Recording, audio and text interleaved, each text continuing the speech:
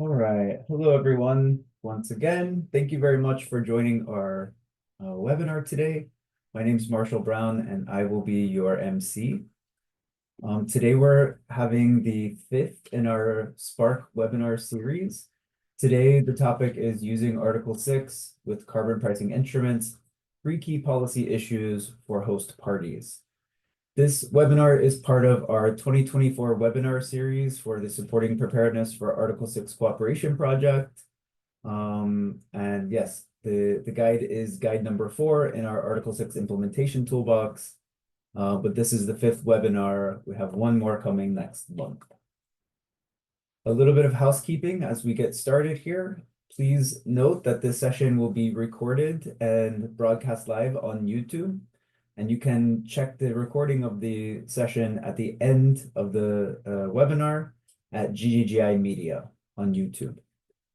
You also can access the Article 6 implementation toolbox. It's available now at www.spark.org, or you can scan the QR code.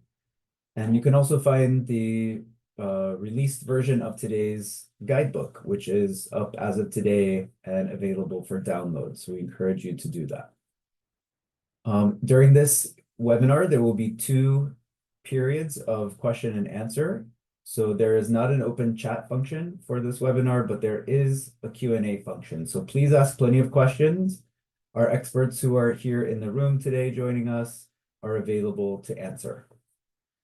Also, we ask at the end of this or at the webinar that you help us for our future webinars by taking a short survey at the end of the session that will be provided within Zoom. And finally, Spark is implementing in our partner countries, including Thailand in this time zone. So you will find that there is live Thai interpretation available. To access that interpretation, you just toggle the interpretation button and select Thai. So for today's agenda, we are going to have about an hour and 15 minutes of the webinar. We'll start with welcoming remarks from Malin Alberg from the German Federal Ministry for Economic Affairs and Climate Action, with some opening remarks then from Fenella Awan of GGGI. We will then have a presentation that introduces Guide 4 about using Article 6 with carbon pricing instruments from our colleagues Francois Samut and Martin Volstad from Carbon Limits. That will be followed by a Q&A. And then after that, we will have a special guest discussion from our friend Stefano De Clara from ICAP. And that will then be also followed by a Q&A with the audience. So I will stop there for now and ask Malin to please switch on your camera and start with your remarks. Thanks.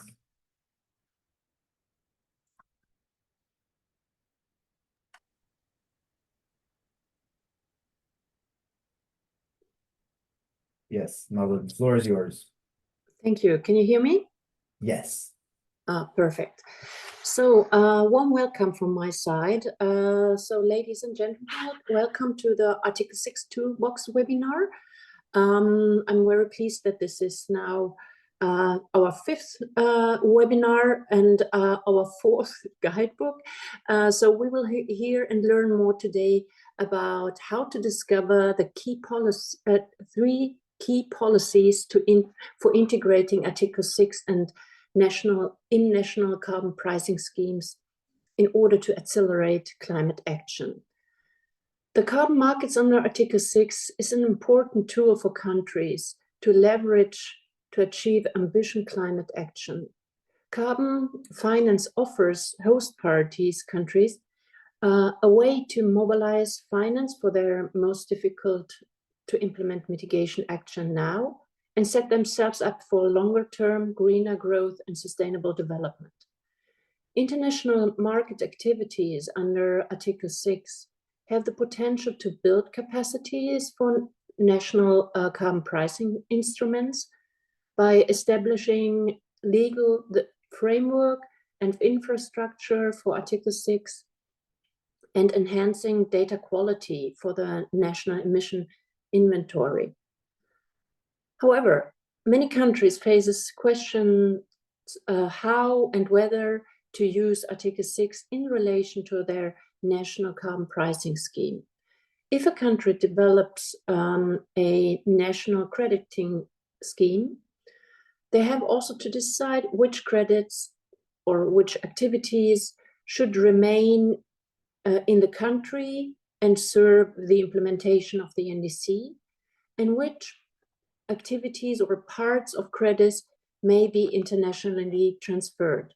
This is a very complex question where countries need to support in order to decide on their best solution for their national circumstances.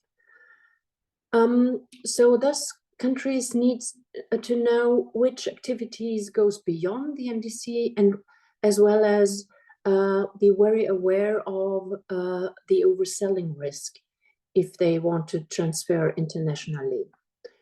From our point of view, therefore, a comprehensive Article 6 strategy countries should have and develop in order to maximize the benefits of Article 6 and minimize the risk for host parties when engaging in cooperative approaches. So this guidebook is developed to support countries in their strategic decision to use Article 6 in conjunction with a national carbon pricing scheme. So I would thank you, the team of Carbon Limits and GGGI, for developing this guidebook, and also to set up this webinar today again. Furthermore, I would also like to thank you, Stefano De Claro of ICAP, to join this webinar today to support our discussion on the interlinkages between national carbon pricing schemes and Article 6. I wish you all a fruitful webinar. Thank you. All right, thank you, Malin, for those remarks. Very nice way to frame the discussion. I appreciate it. And next, I want to invite Fenella from GGGI, who is the director of our carbon pricing unit, to give some additional opening remarks. Fenella, the floor is yours. Thank you very much, Marshall, and welcome everyone. To follow on from Marlin's comments, I'd like to give a warm welcome to, shall we say, the Eastern region globally at this time of day. So yes, the guide we're looking at today, using Article 6 with carbon pricing instruments, I think we should take the clue from the word using. We always want to try and make the Spark guides as practical as possible, as usable as possible, but it's obviously extremely challenging in a very complex area, such as looking at several coordinating points on different carbon pricing instruments and how you go about that. So perhaps slightly differently in this guide, we're posing more three focus areas of questions. So how can you, or what questions should a host country ask around if they already have a mechanism for example, national offsetting, the underlying framework and mechanism, the technical mechanism for that, which is referred to as the government crediting mechanisms, should that also be used to cover Article 6 or not? So that underlying architecture, can it cover both? Then the obvious one, which is, I think the reason why we put this guide together, because Colombia and Thailand already have national schemes, and the idea of, well, what do we keep within our national offsetting scheme? What do we allow to come into the country, out of the country, with regard to Article 6? How do we balance between the two of those? So I think a an interesting area of the report on that. And then the linking of national emission trading schemes potentially using Article 6. And I'm very interested to hear from Stefano, who at ICAP obviously is very involved in this area of emission trading schemes. I think let's put this into the perspective of where we're trying to aim with all of the Spark guides. The aim is always from GGGI and the Spark team is to make Article 6 easier if we can. We're hoping. So this comes in as Guide 4. So just to recap, you've got Guide 1 looking at the promotion and ambition and transformational change using Article 6, how we're really going to increase that climate ambition. You've then got the practical Guide 2 of how do you come up with a strategy as a host country government to say, what will we allow under Article 6? How will we go about deciding what we will authorize? Then you've got Guide 3 that looks at the framework, the actual governance framework of how you're going to set up the processes and the practical operations of running Article 6. And then we have Guide 5 after this one with the screening and the developing of Article 6 activities. And then shortly coming after this one, the next guide will be looking at the financing and contracting of activities under Article 6. So I know Marlin has already thanked already, but I would again like to thank Carbon Limits for all their hard work putting this guide together, along with some support from others. And also our other fellow consortia members in the Spark program, GFA, KPC, and UNEP CCC. And of course, our own GGGI team. The Spark program is headed by Marshall Brown. Our comms is led by the very patient and very brilliant Benji Devise. And the whole engine is kept running by our great colleague Insun Yu. So from my side, I'd like to say thank you very much. I'm very interested to see this webinar, and let's try and make Article 6 easier. Thank you. Great. Thank you, Fenella. Thanks for the inspiring kickoff here to the webinar. So let's get started with a little bit more information about the Spark program. So Spark, as Fenella had mentioned, is a program with a consortium of partners. We are a 5-year program with a little over 20 million euro budget to implement Article 6 readiness activities in 4 countries. The program is led by GGGI, funded by the German Federal Ministry for Economic Affairs and Climate Action through the EKI initiative, with the supporting partners that Fenella mentioned. We work to provide technical assistance and capacity building in Colombia, Pakistan, Thailand, and Zambia. And we have 2 cross-cutting work packages, one of which is the Article 6 implementation toolbox, and one is the community of practice for Article 6 implementing countries. The toolbox is at its current phase of 6 guides, which cover different types of topics that are useful for Article 6 implementing entities, we can say. Some of those are host and buyer country governments. Some are activity participants in the private sector, and sometimes the guide covers both. So as you can see, these are the titles of the 6 guides. Guides 1 through 5 after today will have been described or presented in a webinar, and Guide 6 will be launched next month. But the Spark Toolbox is actually not just the 6 guides. We have additional resources and analyses and tools that are being developed as we speak, including a series of case studies linked to each of these guides, specific sector materials and research, fact sheets, templates, forms, and other potential tools that we will develop both through our in-country support activities, but also as part of the guidebook updates. So please look forward to even more information coming out of the Spark program and put up on spark.org over the next few months and years. So with that, I'm going to turn the presentation over to our colleagues at Carbon Limits. I will stop sharing my screen, and Martin and Francois, the floor is yours. Okay, thank you. Okay, thank you, Marshall.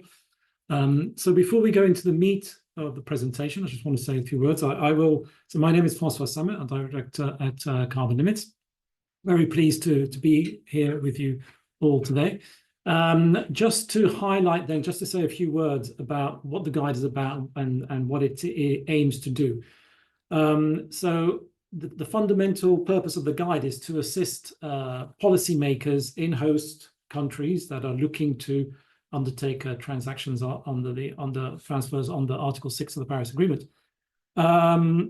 to policymakers to see how that those potential transfers might interplay, might link with any carbon pricing instrument that they already have in place or that they are planning to put in place. And carbon pricing instruments could be, for example, emission trading systems or a carbon tax and hybrids of those. And what the guide highlights are the key issues related to how national and subnational carbon pricing instruments, CPIs, interact with international transfers under Article 6, particularly Article 6.2 of the Paris Agreement. And it's worth highlighting not only how the excitement or the interest in Article 6 and potential Article 6 transfers, but also how important carbon pricing instruments have become, and how many countries around the globe have actually implemented some form of carbon pricing instrument, as I said, maybe an emission trading system or carbon tax, or are looking to implement one. Looking at the World Bank State and Trends report, which comes out every year, there's about nearly 80 jurisdictions, countries that have got an emission trading system or a carbon tax or some form of CPI, or are looking to implement one. And this includes countries such as Thailand, Vietnam, Malaysia, Indonesia, Pakistan. So countries very much in that region, and there's a lot of interest in adopting some form of carbon pricing instrument. But having a carbon pricing instrument may lead to complications with respect to undertaking transfers under Article 6 of the Paris Agreement. So this is what this guide aims to do, is to look at 3 specific issues related to those potential complications. Policy issue 1 is whether to use governmental crediting mechanism for Article 6 transactions. So policymakers have to decide if they will use such a crediting mechanism, and also looking at other options, for example, the Paris Agreement crediting mechanism, which exists, which might also be used, but might not be relevant for the country. So again, how do you decide whether to use such a government mechanism or other options, international mechanisms, for example? The other policy issue is how parties need to determine how Article 6 cooperation relates to their CPIs, and whether the emission reductions that are covered under their CPIs, how does that relate to potential generation of emission reductions that could be transferred as ITMOs. So again, making sure that there are no issues related to double counting, double issuance, and being able to meet your NDC targets. And finally, the third policy issue very quickly is about using, for example, an ETS, emission trading system, and linking emission trading systems under Article 6, which Article 6 now allows. There is the potential for linking emission trading systems and making the transfers through those. So how could that be done, and what is needed to make that happen? Okay, with that, thank you very much. I'll pass on to my colleague Martin, who will go through the contents of the guide.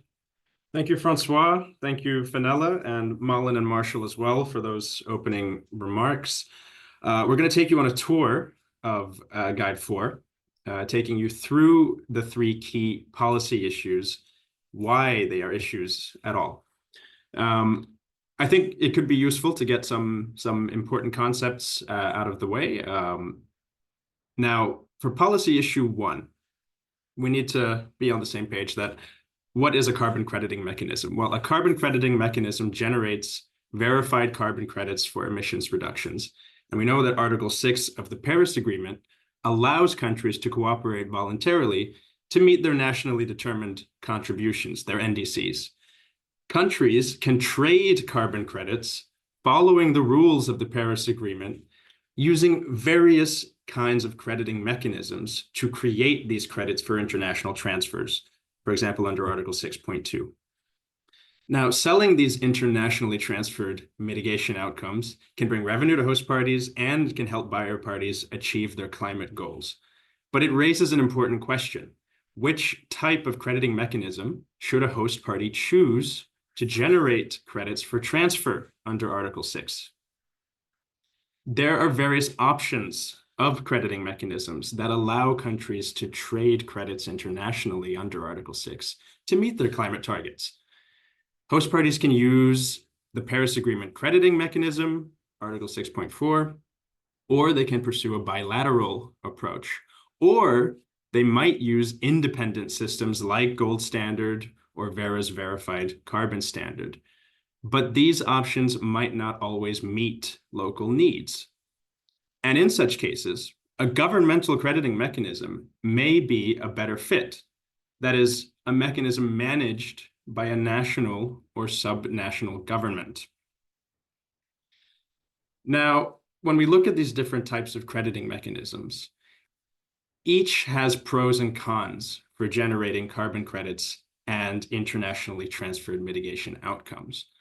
A governmental crediting mechanism allows for more local customization and streamlined processes, but it comes with administrative costs, setting up registries, compliance systems, stakeholder engagement, and even IT and technical support. So this approach requires in-house expertise and capacity. However, alternatively, using independent crediting mechanisms can provide access to established infrastructure and expertise, but it can reduce setup needs for the host government and may also offer less policy control over the process itself of minting these credits. So these are some important considerations that Guide 4 can advise you on. Now, Guide 4 also outlines some important considerations for host parties that are looking or potentially looking into establishing such a governmental crediting mechanism. It goes through some key steps, like identifying barriers for local project developers and assessing the policy context in a specific country.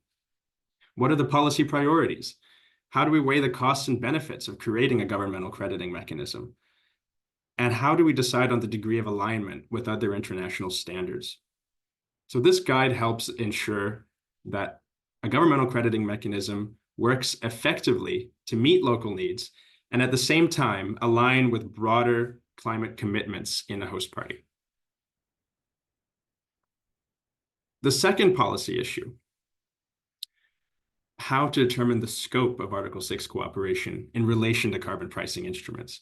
Now, potential host parties with carbon taxes or ETSs might allow regulated entities to use domestically sourced carbon credits. And these can be used for compliance offsets within these carbon pricing instruments to meet some of their compliance obligations. But at the same time, host parties are defining their Article 6 strategies, their cooperation arrangements.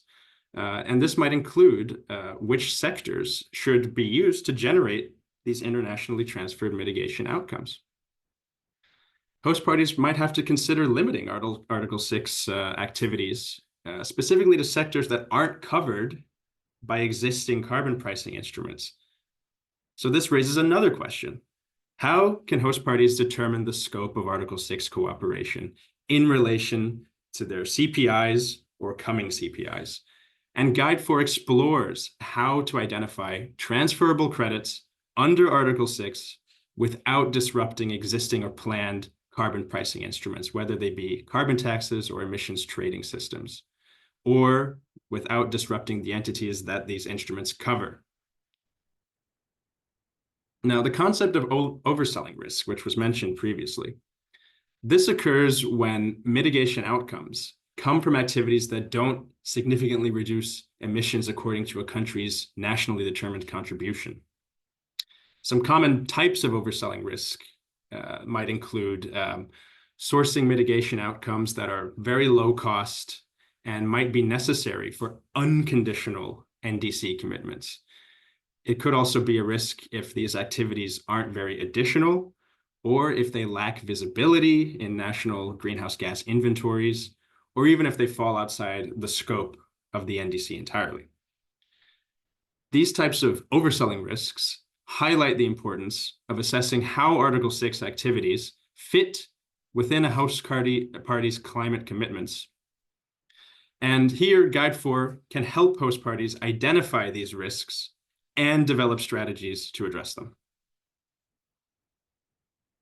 Guide 4 also covers how tools like the marginal abatement cost curve can help host parties manage overselling risks in their Article 6 transfers. The marginal abatement cost curve, the MAC, identifies how low-cost options can be identified and implemented, for example, in contrast to more complex and costly measures that might be better suited for Article 6 cooperation. And by using tools like the marginal abatement cost curve, host countries can plan their Article 6 strategies. They can evaluate the abatement potential of various options and make sure that they're aligned with Article 6 requirements. So tools like the MAC, which is covered in this guide, can help host parties determine which activities are best suited for carbon pricing instruments versus Article 6 transfers. Now, Guide 4 also explains how host party governments can use a framework like tools like the MAC to select effective mitigation strategies and assess the risks that they might bring. The guide helps policymakers check if activities align with NDC targets. It helps them avoid overselling risk. And this can also involve all sorts of activities like creating specific lists for high risk versus low risk activities, or even coming up with tailored strategies for activities where you're not quite sure if it's high or low risk. It might be somewhere in between. The guide also helps provide some considerations for how to build technical capacity and manage costs associated with aligning ITMO transfers with your national policies. And the guide really tries to emphasize the importance of making sure that the mitigation projects that you pursue nationally and subnationally align with national climate goals and provide real social and environmental benefits for a lasting, successful strategy. Now that brings us to the last policy issue, whether to link an emissions trading system using Article 6. Now, there are several potential Article 6 host parties that already have emissions trading systems, and other host parties might be considering new ones. Now, an emissions trading system can be linked with another system, another ETS. And the idea behind this, the benefit of it, is that it can improve economic efficiency, it can lower costs, and it can increase ambition. Now, while linking doesn't necessarily have to align with Article 6, doing so can help ensure that mitigation outcomes are accurately counted, and this is essential for meeting NDC targets when allowances are transferred between parties. A linked ETS can also attract more investment, and it can improve overall mitigation efforts.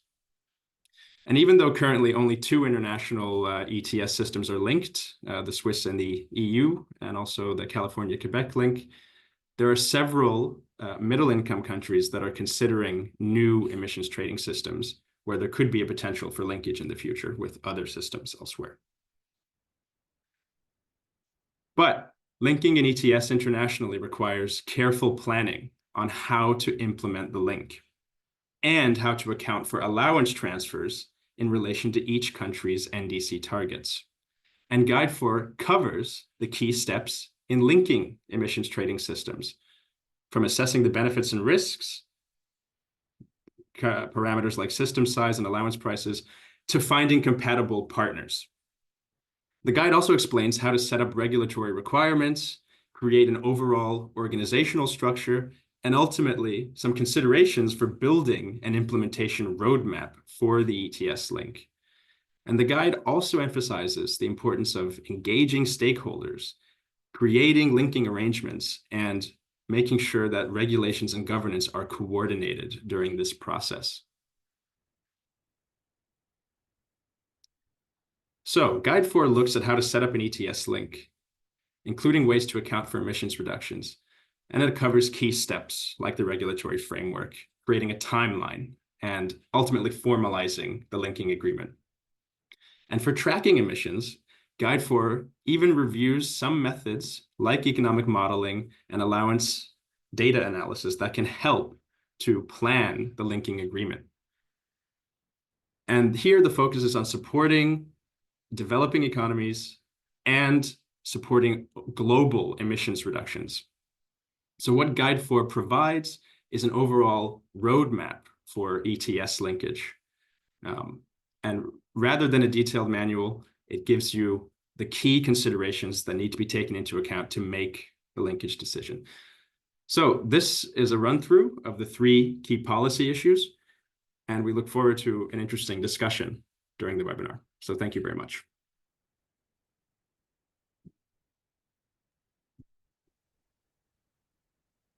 Excellent. Thank you, Martin, for that presentation. I want to encourage everybody out there, if you have any questions for Martin and Francois, that you can send them through using the Q&A function.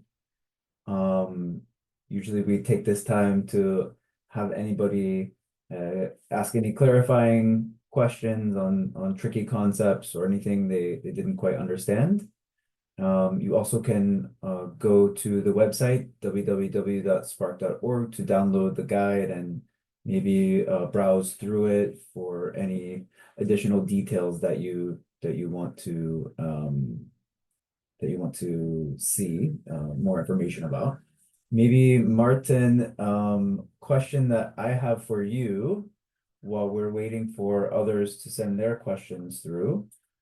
Is if you could just tell us a little bit more about government crediting mechanisms and why the guide focuses so much on that in policy issue 1. Absolutely. Well, it's an important decision that host party governments need to consider if you want to generate mitigation outcomes for international transfer. How should this be done? This depends on the capacity within the country. It depends on the climate goals of the country. It depends on many factors that are specific to national and even subnational conditions. And it could be an idea to set up a mechanism that can generate these credits and is administered by an authority like the government. This is something that's being pursued in various parts of the world. It's a system that allows for a higher degree of tailoring to local conditions. It also can help elevate the profile of host party governments as well, having their own bespoke system. And if a country is interested in setting up a government crediting mechanism or some other type of crediting mechanism outside of Article 6, how would they usually get started with that? Where would they go for help, or what sources would they look into? Well, there's a lot of resources that are available for host parties to give them the initial tools to make these sorts of considerations. And that includes some of the institutions that are present in this webinar. It also includes organizations like the World Bank, which we'll hear from in another session today. But ultimately, it is a matter of first assessing capacity in a domestic context, seeing where there could be potential gaps, and looking to build up that capacity to make the decisions necessary to set up and run a governmental crediting mechanism. Setting it up is one part of the process that will involve technical staff. It will involve setting up IT systems.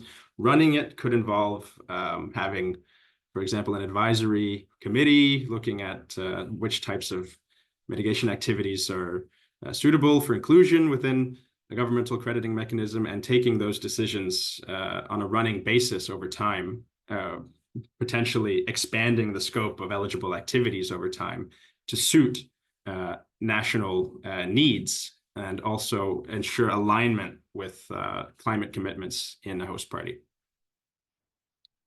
Okay, great. And we have some questions coming in now from the attendees.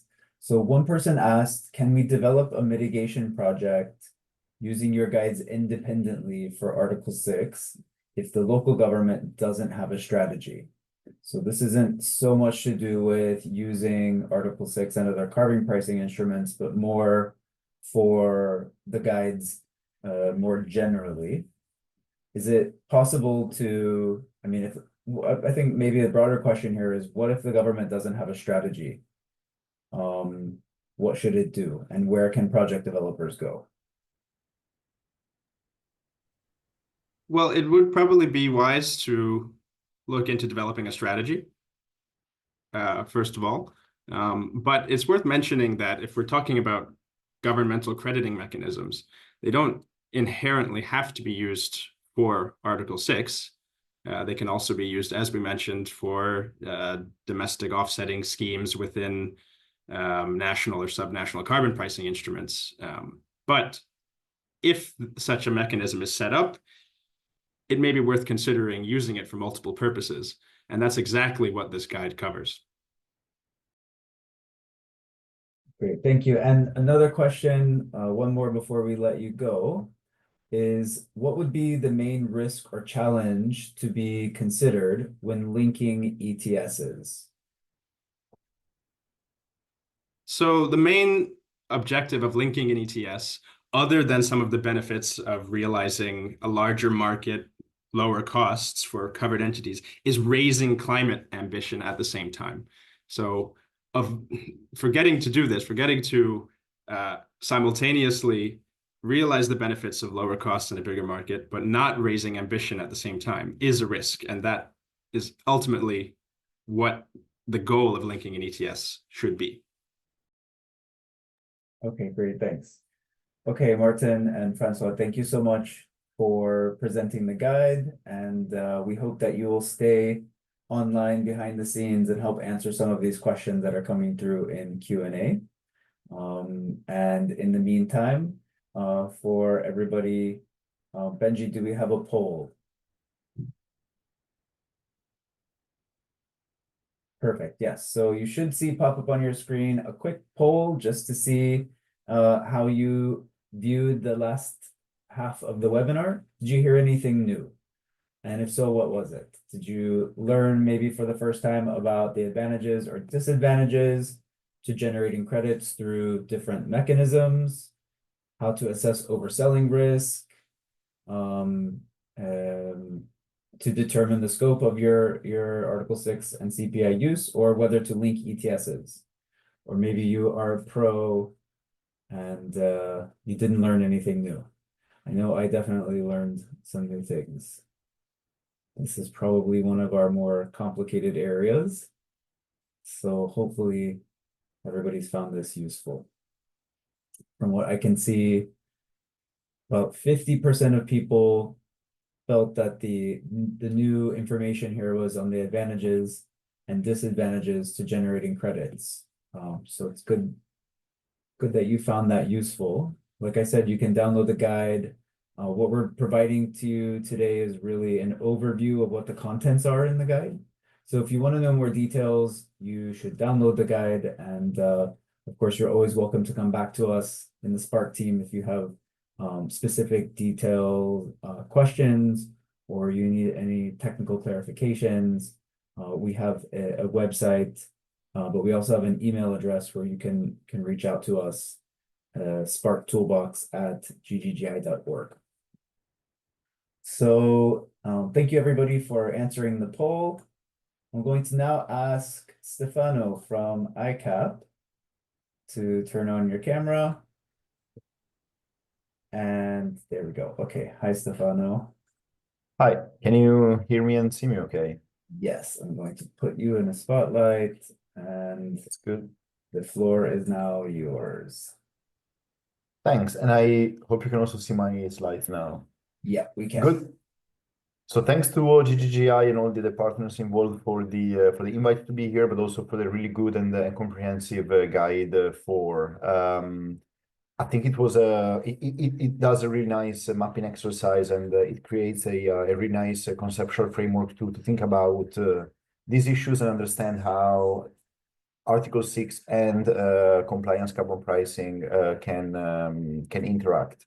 And what I will do now will be to try to reflect on how what Martin just presented relate with developments that we're seeing in the real world, and especially for what concerns development in the emission trading system space. As a quick note of context for why I will be doing that, so my name again is Stefano De Clara, and I work for ICAP. ICAP is the International Carbon Action Partnership. We are an organization and a partnership that brings together more than 40 governments worldwide that get together to jointly work on the design and development and implementation of emission trading systems. So by mandate, we work with the governments on the design and implementation of compliance forms of emission trading systems. And this is also where, this is pretty much also the angle that I will be covering in my presentation today. So we obviously keep an eye on the broader carbon pricing landscape. We keep an eye on Article 6 developments. We keep an eye on developments on domestic and international crediting. We keep an eye on carbon taxes. But we always look at these developments from an emission trading system lens. So I will be trying to elaborate on, where we see synergies and interactions between domestic forms of emission trading systems and Article 6, as Martin also just laid out. And I mean, building on his presentation, really, we see, and oversimplifying a little bit, we see two main interactions between domestic emission trading systems and Article 6 of the Paris Agreement. First of all, and again, as Martin also pointed out, there are implications and interlinkages when it comes to the cross-border linkage of different emission trading systems. Martin covered it quite nicely. It's also worth keeping in mind that there are only few examples out there at the moment. Practically speaking, we are talking about the linkage between the EU ETS and the Swiss ETS on one side, and the California and Quebec systems on the other side. As a quick note of context, it's also worth keeping in mind that the Quebec and California linkage has an added layer of complexity, because those are two subnational jurisdictions that are linked to each other. As we all know, the Paris Agreement is an agreement between parties.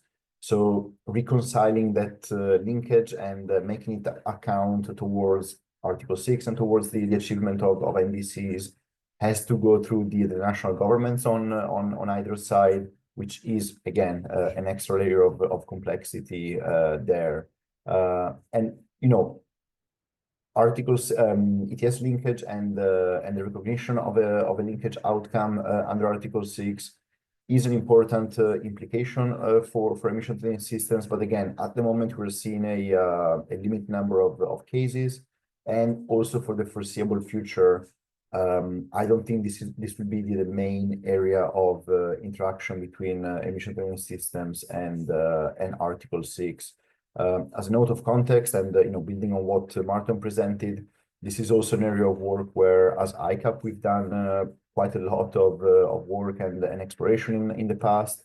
We had 3 main resources. If you want to dig a bit further into the issue, there is a guide to link emission trading systems, which talks about ETS linking more broadly.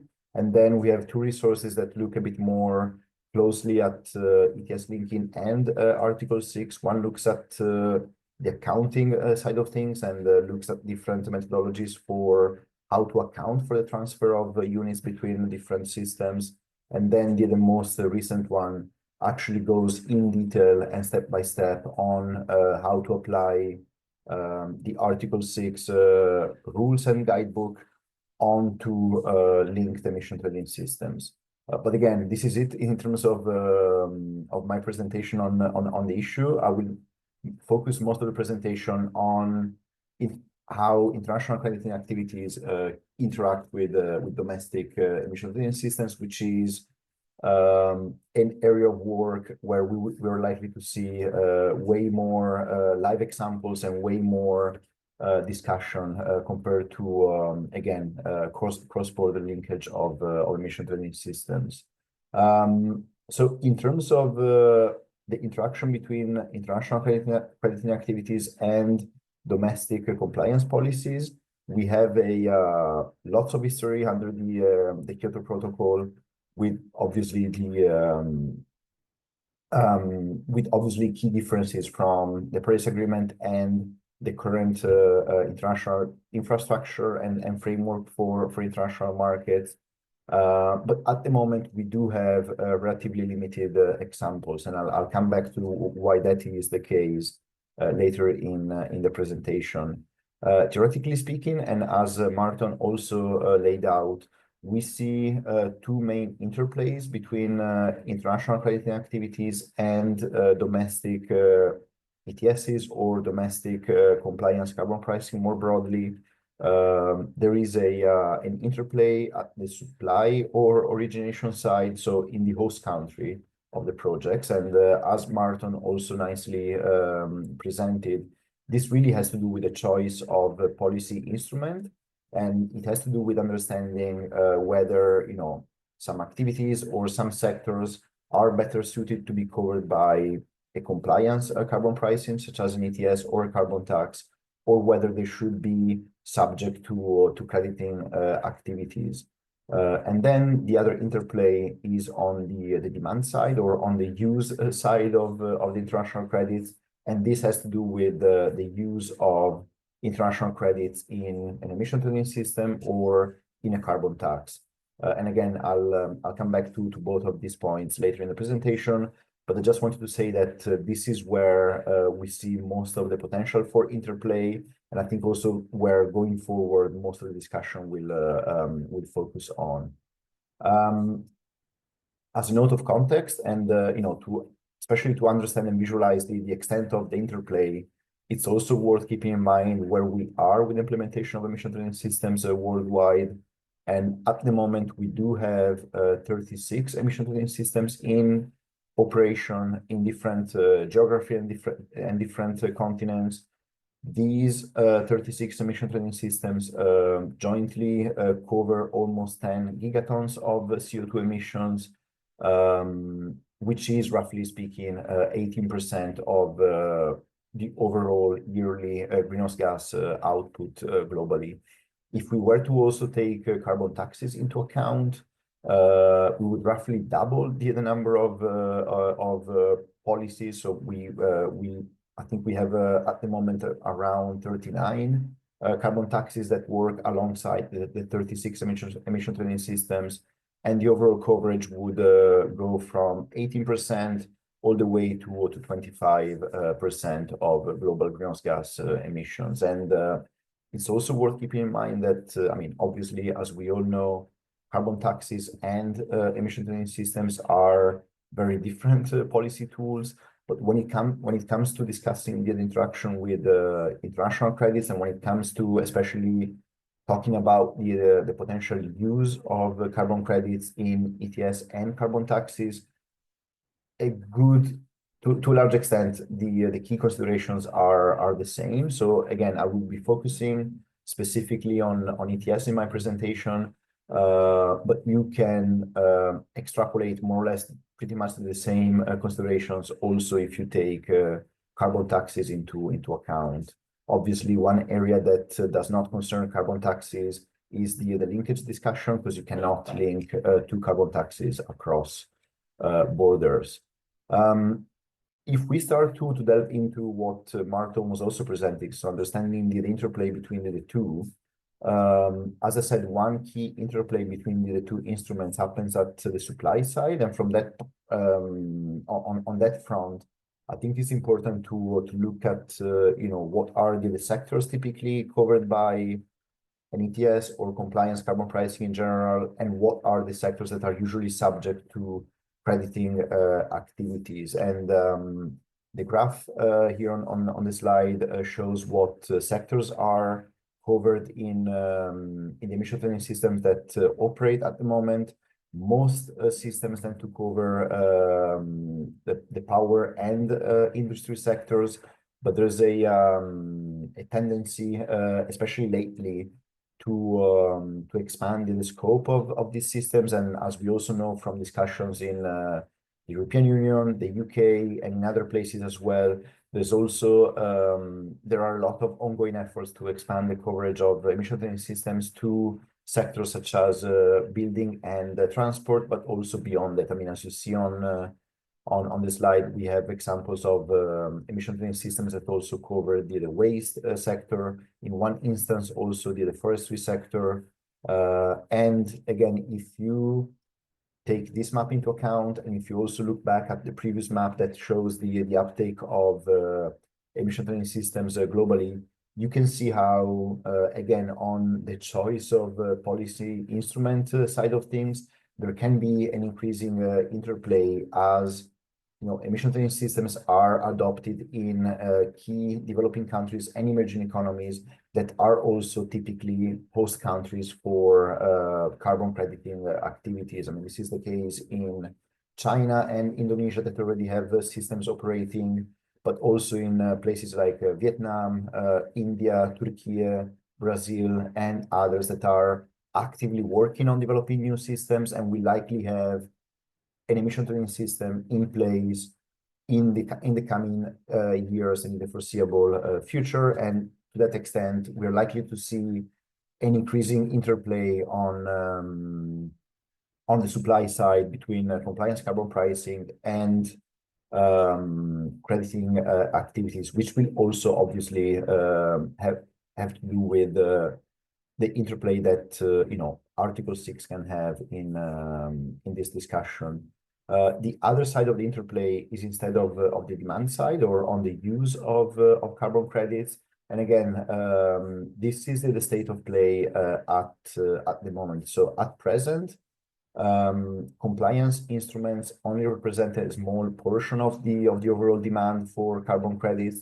The graph here comes from the latest state and trends of carbon pricing report from the World Bank, and it shows how among all of the retirements of carbon credits in 2023, only 9% of the retirements were made for compliance purposes, and the vast majority of it, so 90%, was made for voluntary purposes. And I mean, this is just to say that at present, the voluntary demand for carbon credits is by far the main source of demand, and the compliance-driven demand is still relatively small in comparison. This can change over time. Again, we talked about the Kyoto Protocol before briefly, and back then, so more or less a decade or just over a decade ago, compliance demand in the EU ETS and in the New Zealand ETS, for example, was pretty much the only source of demand for international credits under the Clean Development Mechanism. That changed over time to the situation that we have today. But if we fast forward a few years, this might change again, and especially in the new generation of emission trading systems that we are seeing on the horizon. So again, systems in places like China, Indonesia, India, Turkey, or Brazil. We see a lot of interest in the use of carbon credits as part of the compliance options in these new systems. And I think we are likely to see this 9% ticking up a bit as more and more emission trading systems will come online, and as these new systems will make use of carbon credits as a compliance option. One thing worth keeping in mind there is that at least at present, the compliance-driven demand tends to be highly fragmented and characterized by near zero fungibility. I'll come back to this in the next slide, but what I mean by that is that at present, with one tiny exception, all of the emission trading systems that allow for the use of carbon credits only allow for the use of domestic credit, which obviously adds a layer of fragmentation because it means that one carbon credit cannot be used fungibly between two different systems if all systems only allow for the use of carbon credits from their own jurisdiction. And beyond that, we typically also see a relatively big fragmentation in terms of quantitative and qualitative eligibility requirements for the use of carbon credits in emission trading systems, which again results in a situation where a carbon credit is hardly fungible between two different systems, if at all. And again, this wasn't the case in the past, and going forward, as we undertake efforts to also provide a bit of homogeneity in the crediting space, this situation will likely evolve over time and will move towards a less fragmented space. On the slide here, I just wanted to provide you with a quick overview of, again, where we are with the use of carbon credits in emission trading systems. The 36 emission trading systems that I talked about are more or less equally divided between systems that do not allow for the use of offsets and systems that allow for the use of offset credits as a compliance option. But barring a tiny exception in the Korean ETS, all of the emission trading systems that allow for the use of carbon credits only allow for the use of domestic credits. And this goes back to the point that I was discussing earlier.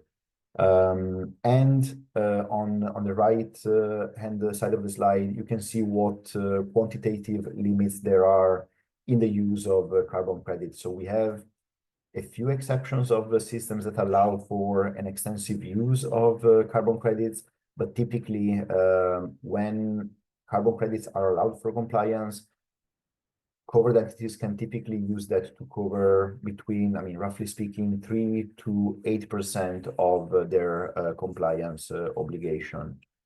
And this, again, also in the interest of time, brings me to my final slide, and where I just wanted to sum up some of the key trends that I've just talked about. So for one thing, one thing that we're observing is a shift away from the use of international credits in emission trading system in the last decade in favor of domestic credits, often also looping back to what Martin was talking about, generated from domestic and government-run mechanisms, which is an option that has pros and cons, as Martin has talked about, and I would be more than happy to talk more about this in the Q&A or discussion part of the webinar.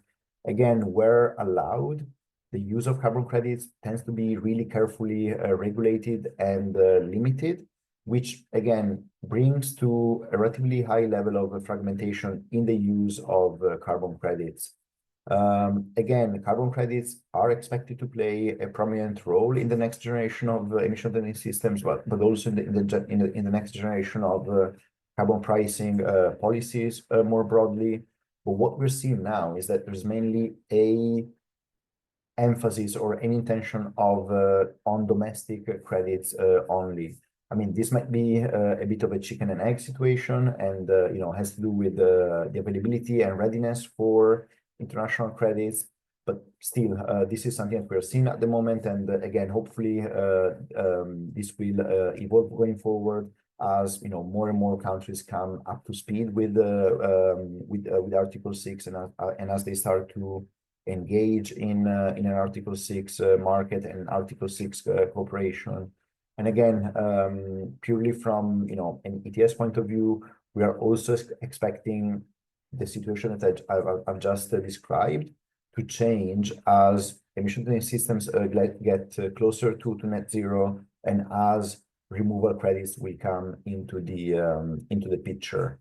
And I mean, reflecting on the interplay between Article 6 and domestic emission trading systems, or domestic carbon pricing policies more broadly, I mean, we tend to see three main challenges, which I think resonate also with what Martin presented. I mean, there is a bit of a readiness challenge where, I mean, this mainly happens at the supply origination side of things. So this mainly has to do with the readiness and capacity of the host country, but obviously Article 6 and the Paris Agreement is a new area for everyone, and it takes time for governments and for policymakers to navigate this space. And there are a lot of good efforts going into it from GGI, the World Bank, and others. But obviously, we still need the readiness and capacity before a critical mass of host countries are really fully comfortable to engage in the new market. From the the ETS operator point of view, we also see an availability challenge, in the sense that again, it might be a bit of a chicken and egg situation, but if a government wanted to allow for the use of international credits at scale today, I think it is still a bit hard to imagine a significant pipeline of projects or supply of credits materializing in the short term. Again, this is obviously linked to the readiness issue and the need to get the system up and running. And this is also something that will hopefully change in the future. But at the moment, one of the key reasons why international credits are not used in emission trading systems is that, again, this cannot still be done at scale, given the state of Article 6 implementation, broadly speaking, that we are at.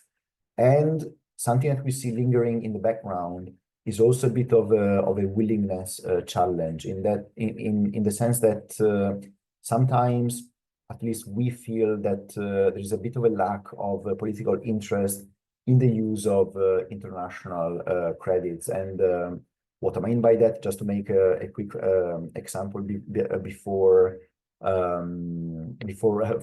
closing the presentation, we see a lot of interest in the use of carbon credits as a compliance option in the new generation of emission trading systems that I talked about.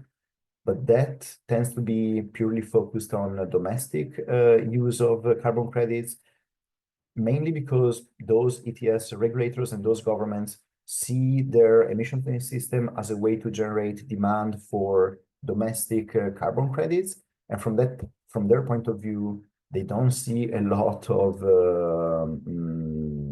appeal in instead allowing for the use of international credits, which would effectively mean sending some of the ETS revenues abroad, roughly speaking. And again, this might change as capacity is built and as policymakers better navigate this space, but at least at the moment, these are the key challenges that we see. With that, I'll bring this to a close, and the floor goes back to Marshall. All right, thanks, Stefano. That was super interesting. A lot of detail, in our Article 6 world, we don't always talk about ETSs and domestic mechanisms, so it's really nice to have an opportunity to hear from someone who's really super involved in those.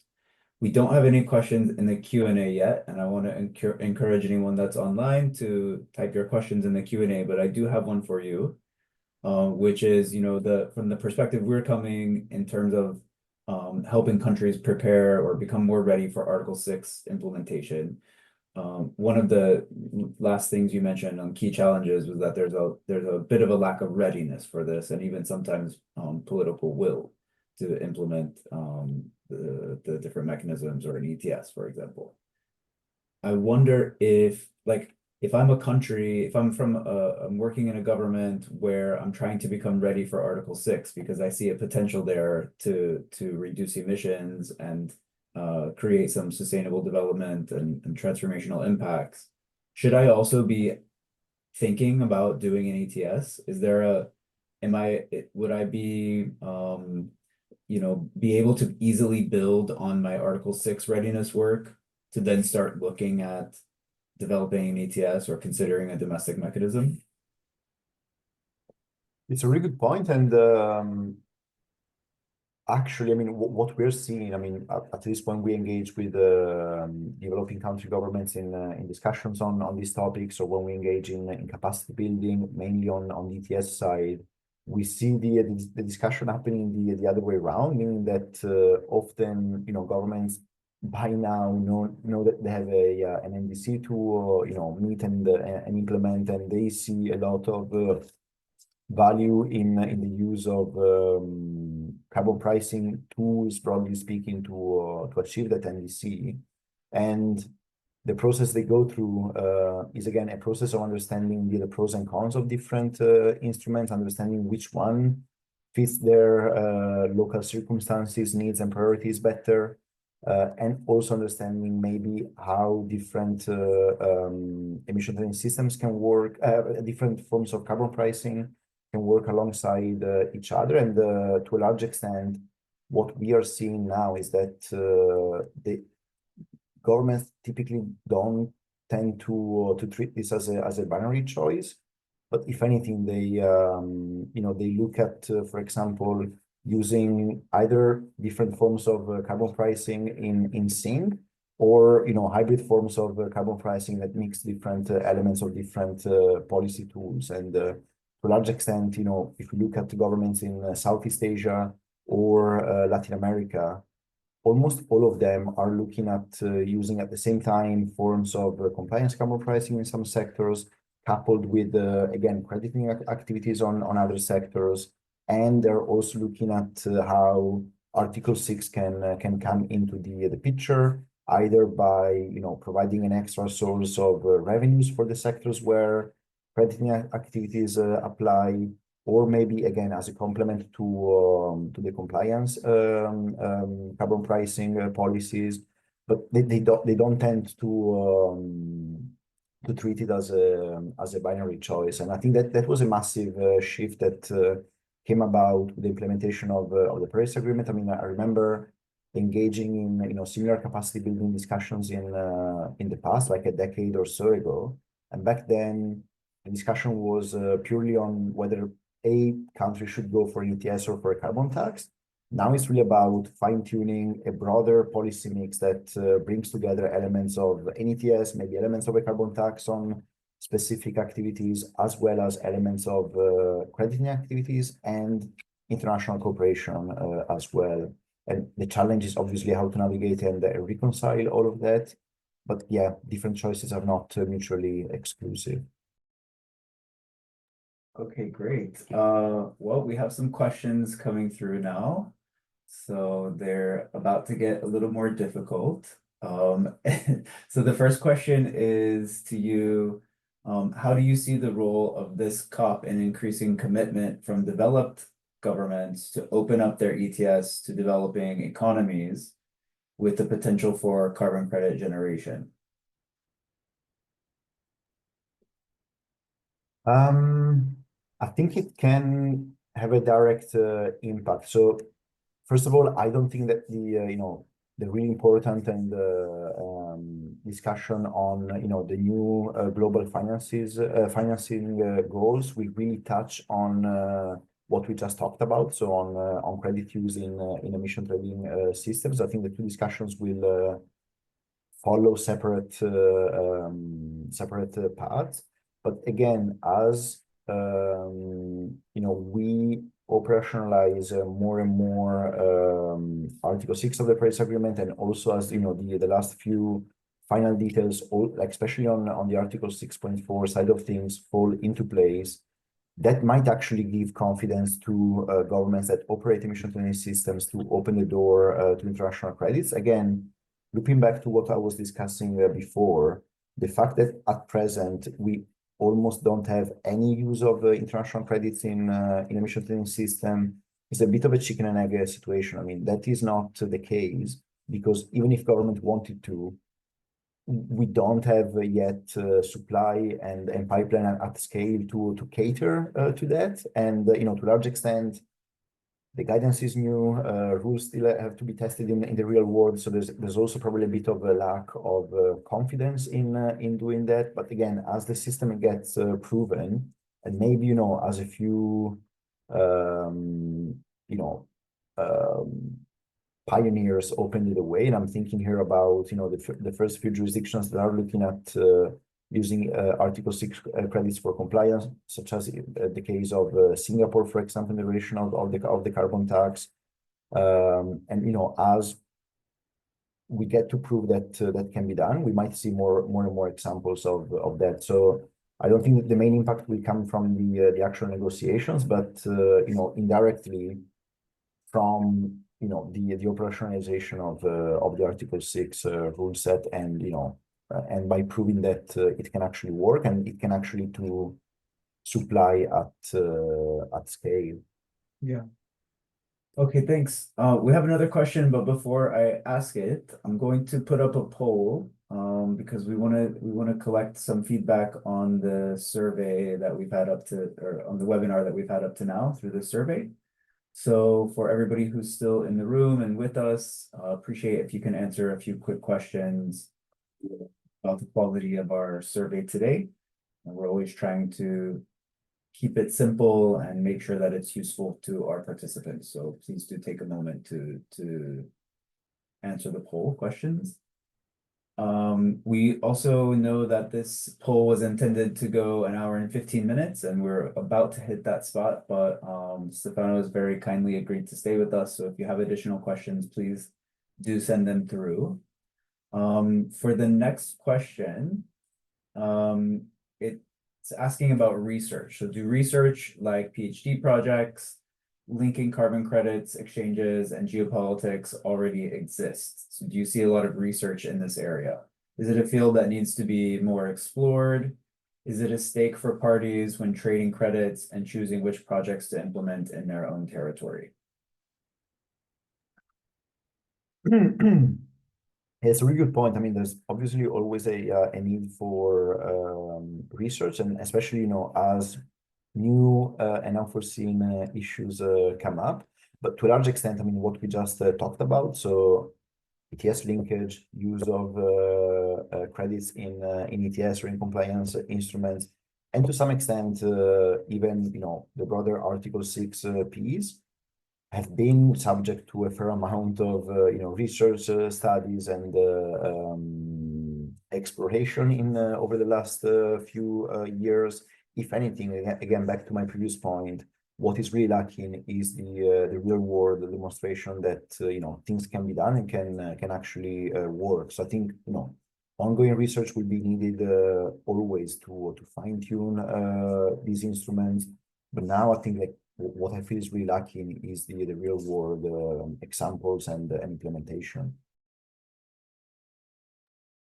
Great. We have another question, Stefano. I don't know if this goes outside of your box, so feel free to say you don't know. But someone's asking what your outlook is on the registry and authorization resolutions at COP. I don't know if you follow that too closely, but I wanted to toss it to you. No, I'm lucky enough to not to follow the Article 6 negotiations closely anymore. I used to do that in a previous life, and I'm not that close to it at the moment, so I wouldn't know the outlook for the negotiations. Good. That's totally fine. Yep, I think everybody is itching for COP talk right now, so probably that's why that one's coming through. All right, well, that's pretty much it, actually, in terms of the questions. So, Stefano, thank you so much once again for joining us. And yeah, I want to thank everybody online for joining us today, for taking the poll, and for staying with us to the end here. We have another session coming up in a few hours' time, where we will have somebody from the World Bank's Partnership for Market Implementation also as a special guest speaker, and that will take place at 3 p.m. CET. So thanks everybody so much, and have a great rest of your day. Thank you. Thanks. Bye-bye. We're going to invite instead Harry from the World Bank to give his presentation, and we'll do question and answer after that. Floor is yours, Harry. Thank you so much, Marshall. Hope you can hear me loud and clear, and putting my slides up. Yes. So you can see my slide as well. Okay, great. Again, good morning, good afternoon, and good evening, wherever you are joining this webinar. Again, thanks for the invitation, and also, first of all, congratulations to GGGI and then the team for successful launch of another very useful and then practical guidebook. I'm sure actually will be helpful for many of the countries that are actually looking into like how to design their domestic carbon pricing instruments, and then opportunities for accessing international credits into their system. And so I was asked to present, of course, like our perspective and then any experiences from operating in more than 30 plus countries under the Partnership for Market Implementation Program. I'm sure many of you familiar with under which we help countries with both readiness on domestic carbon pricing and participate in the international carbon markets, but also implement their domestic carbon pricing, mainly and ETS, and then carbon taxes, and then of course the domestic crediting mechanisms that the Martin actually presented previously. So just of course to set the context, I don't need to of course reiterate this point, but I think we all know that market mechanisms can only be sustained if there is both of course supply and demand for emission reductions.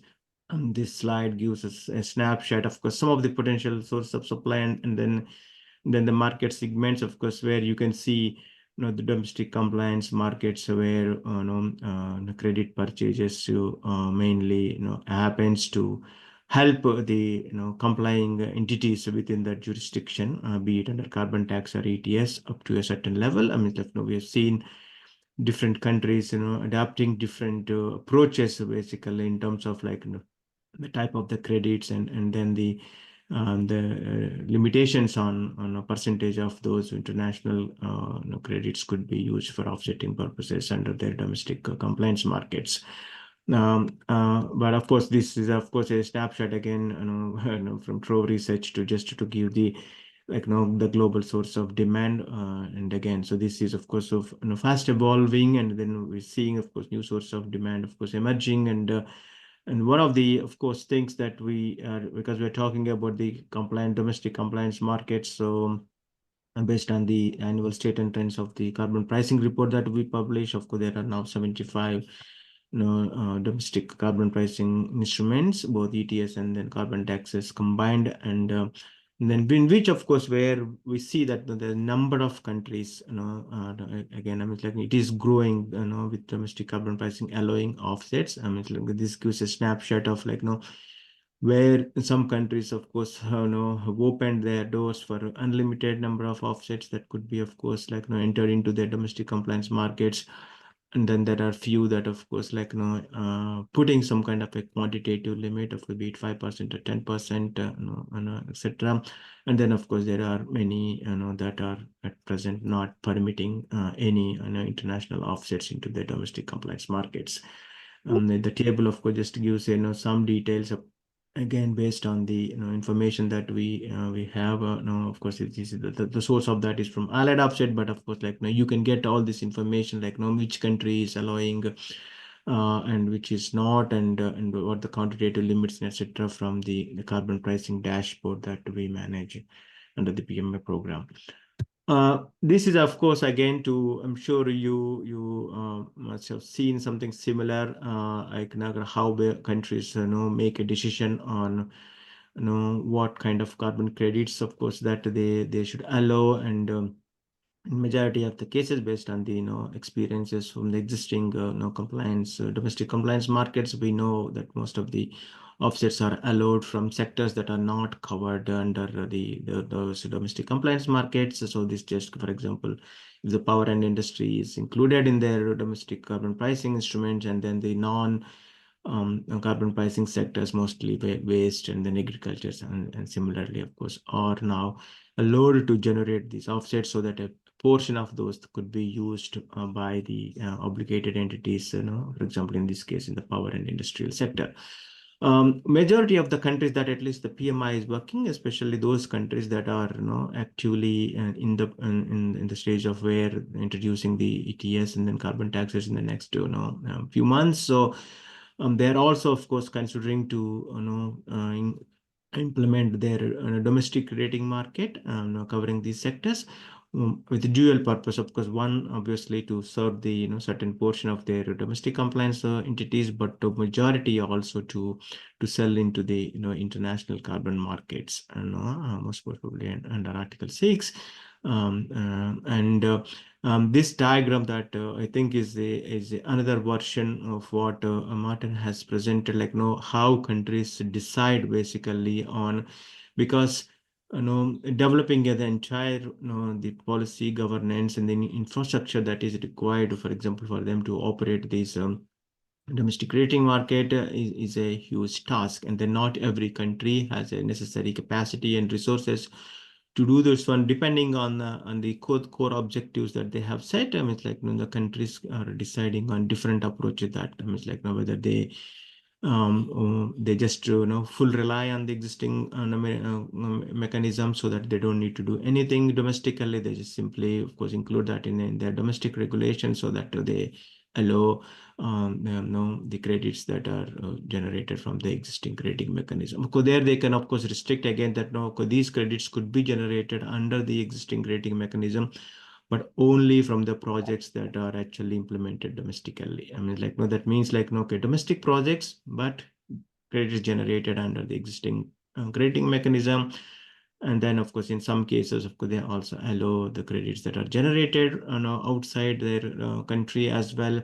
And then certain functions, of course, could be outsourced outside, and then certain could be implemented domestically. So again, it all depends on the country context, capacity, the objectives, both actually short term and then the long term that they wanted to achieve through this process.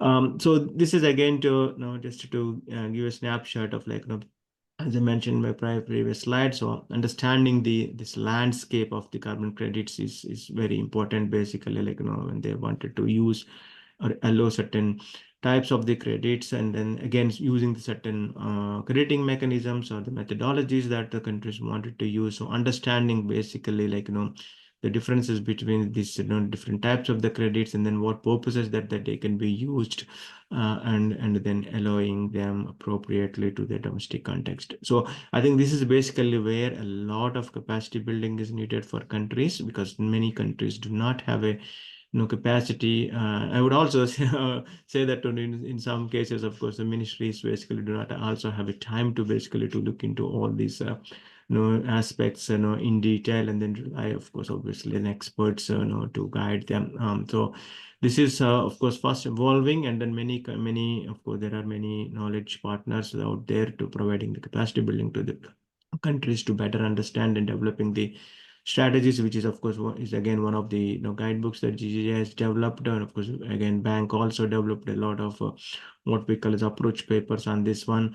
And then we are now developing collectively with many knowledge partners a country guidance note that the countries can identify some strategic questions, which of course this slide captures just to help countries basically how do they navigate the different decisions that they need to make as part of their journey into these carbon markets. And then one of the, of course, like challenging aspects, especially in those countries that also aim to introduce their domestic carbon pricing. How this interplay between Article 6 markets, voluntary carbon credits, and then of course the domestic carbon markets place, and then how do actually they assess the trade-offs between, of course, like allowing certain portion of the credits to into their domestic markets, and then as I mentioned previously, of course, the capacities, and then especially the infrastructure. I mean, it's like so we talked about the the no regret measures, like kind of developing the MRV kind systems within the country, so that helps countries also to track what's happening both at the facility level but also at the national level. That could form a basis for countries to make a different decisions. This is an attempt to help countries, of course, to systematically go, but again, fully recognizing that no different countries are at different stages. So depending on where they are in the process, so these questions could be customized and then used appropriately.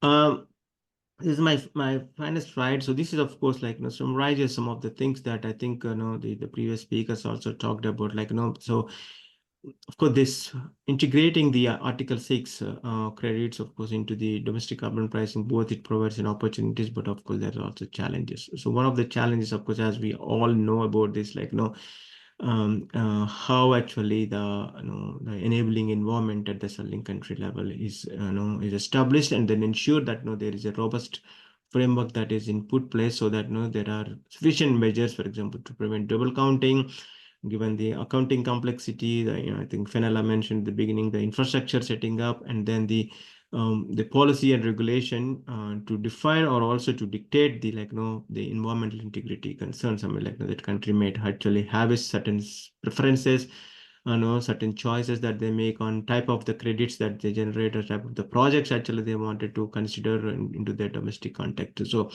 and so not just only from the the country that of course is willing to allow these credits, but also to help the seller country, or where the sources of these credits exist. So then how do you actually ensure that that country has a robust capacity to this thing?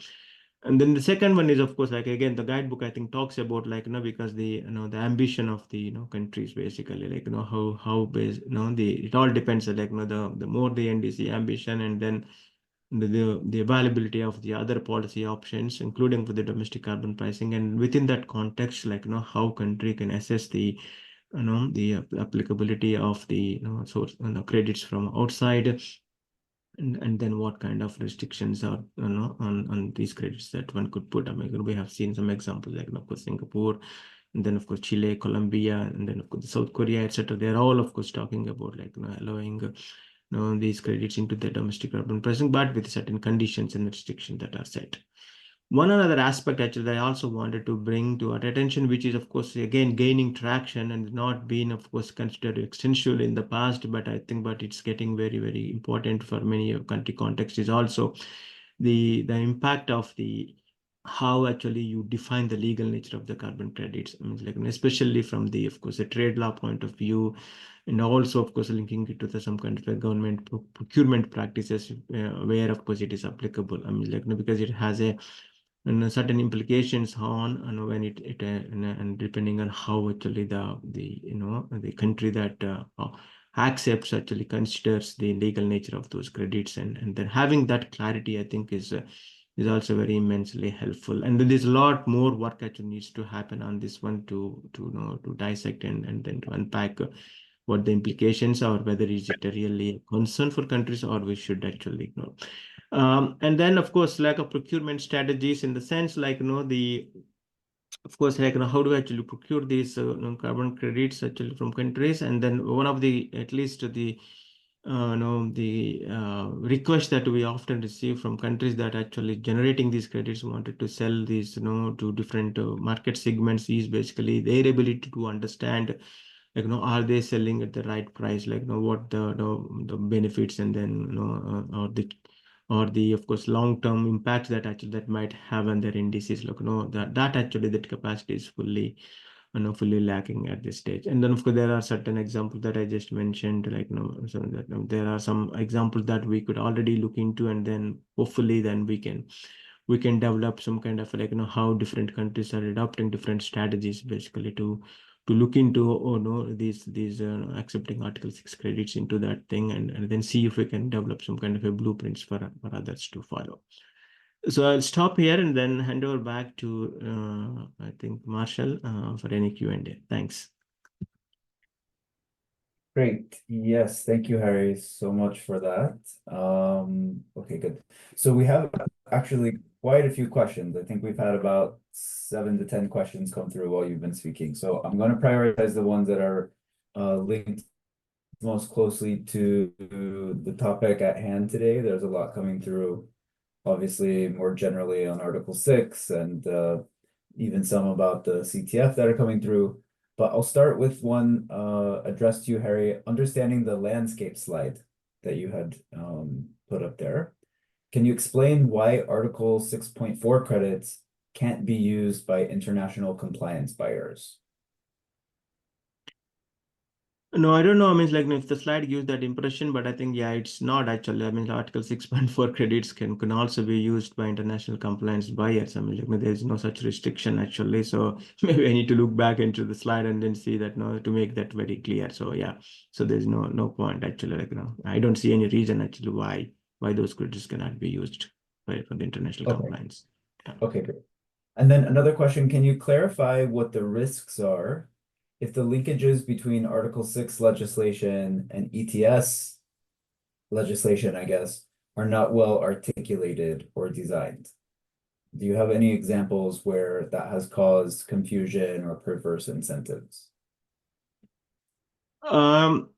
Yeah, I think so. At least I don't want to name the country, but the country that, of course, is currently actively working is exactly on that one. So the approach that they have taken is not to develop two separate legislations, rather actually to develop one legislation where they talk about how they see the role of the international carbon markets, not just only but Article 6, but of course also the voluntary carbon markets, and then of course their ETS. So I mean, it's so one of the things actually, at least the struggles that they have is that to define the governance framework that actually could look into both aspects at the same time, not to have a different governance frameworks and then they don't talk each other because they have their own priorities. And also establishing a infrastructure, again, especially in cases where the country is considering ETS, where we all know, of course, facility level MRV is very critical. So there, of course, the country is also struggling basically whether and then of course they also need to have a registry, and then we know one of the requirements for Article 6 is having a registry for tracking and the reporting purposes. So how do we actually reconcile the requirements between the requirements under the Paris Agreement? And then, of course, for their domestic ETS purposes, then whether they should have two different, infrastructure systems, and if there is a similar data is needed, then how to actually reconcile. So I think that is one of the major operational challenges that many of these countries will face. And then, as part of this regulation, so there should be, of course, very clear guidance on how those market players that are participating in Article 6, and then of course those participating in the ETS, for example, so need to access and then these systems and then provide what the information, the frequency, and then how basically government wants to make use of that information for different reporting purposes. But of course also in case of ETS, of course it goes beyond that one, as we all know. So yeah, I mean, understanding actually all these nuances, and then in case actually countries that wanted to have a common regulation, and then developing this in a way that is clearly understandable to all marketplaces is one of the biggest challenges. And then so there's a big risk that that countries might actually miss some of these critical aspects in that process, because again, for countries both Article 6 and then also implementing domestic carbon markets is a new thing.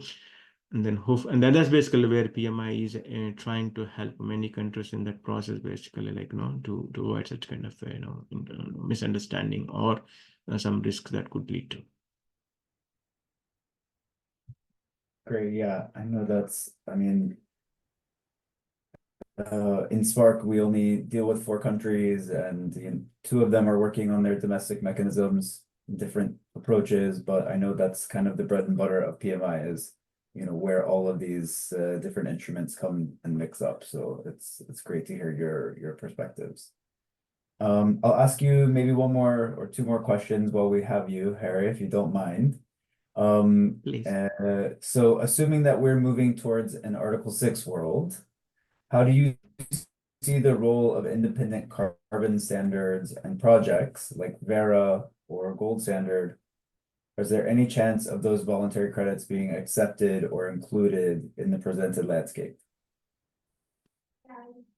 Yeah, that's a very tough question. I mean, it's like, again, it's my personal view. I mean, it's like, that there continues to be a role for the voluntary, and independent creating mechanisms as well, even with the Article 6 fully operation. I mean, it's like now how actually the alignment happens between the requirements, for example, under Article 6.4 and then for example, independent standards, especially when it comes to the methodologies and then because for me, when it comes to the environmental integrity, there should not be two different approaches and then two different requirements, be it an Article 6 and then independent standards. They all needs to be aligned, and we should all talk about the same language, and then so that there will be a confidence in terms of like the integrity of these credits generated. I mean, it's like so that. And the question comes, of course, obviously the governance framework of these systems, and then how for example, the countries that wish to accept these credits will look into that thing. But again, there are enough efforts are already being happening basically to ensure that the governance is also robust, prepared. So I mean, there continues to be, of course, it also depends on the what clarity that we all get in terms of like the how corporates use these credits for their net zero targets, which is of course again is fast evolving area, and then we are also looking very forward to that those developments and then what implications that will have. But to put it in a nutshell, of course, there is still role for both, and then I see more and more of alignment of the requirements, and then so that the environment integrity of all credits will be same, and then so that there will be trust re-established, I would say. Yeah, thanks. Thanks, Harry. Okay, I want to ask you one last question. I'll try to keep it simple, but before I do, I want to ask Benjamin to put the survey up because we're about the end of the webinar. So everyone, please take a moment to answer this survey. Harry, before we let you go, I want to just ask you one simple question. What we do in Spark is we try to help our partner countries to become ready to implement Article 6. So, preparing their governance frameworks, building capacity to make those decisions. If a country is, investing all of this time and energy to become ready for Article 6, or they think they see an opportunity there of carbon pricing, and they're interested in potentially exploring a domestic scheme or some sort of other carbon pricing instrument, where do you recommend them to start? Where do they go first? I mean, it's like, so again, from the PMI experience, there are a set of countries that are quite advanced in terms of like, and then having a clarity on the role of the domestic carbon pricing. I mean, like, so in that scenario, of course, like, and they also identified the sectors that they wanted to go into. It's like, at least, for countries that are still not made any decision on which one to go and etc. So it all depends on like, starting with, of course, assessing the NDC and then how they can assess and what are the different policy options that are available. That includes, of course, the domestic carbon pricing. But the most important is of course, like the capacity to develop those kind of a things. So what are the short-term needs? I mean, like, I would say that many countries prefer to start with having a domestic MRV systems put in place. There are no regret, will serve for different purposes. While, of course, like, and many countries also participating in these international carbon markets as a first step or as a stepping stone towards ultimately introducing the domestic carbon pricing instrument. So that's basically how it leads to the approaches that we have seen. Go with the MRV system, but also explore actually the opportunities with the international markets and then learn in the process and then slowly build the capacity and then systems that are necessary for the domestic carbon pricing. At least this is approach. It's like, if you, for example, if you separated out the countries in sub-Saharan Africa and Africa, of course, there are also some very progressive countries there looking very seriously domestic carbon pricing, but there the approach is like, to start with the international carbon markets, build the capacity in them. But if you look into the Latin America and then Southeast Asian countries, up they are very quite advanced. They have a capacity and etc. And they all have actually, many countries already have some kind of domestic carbon pricing, and then many are considering to implement. So there the approach is slightly different. But yeah, that's basically at least so far the experience has been. Thanks. Great. Thanks so much, Harry. Really appreciate your inputs today.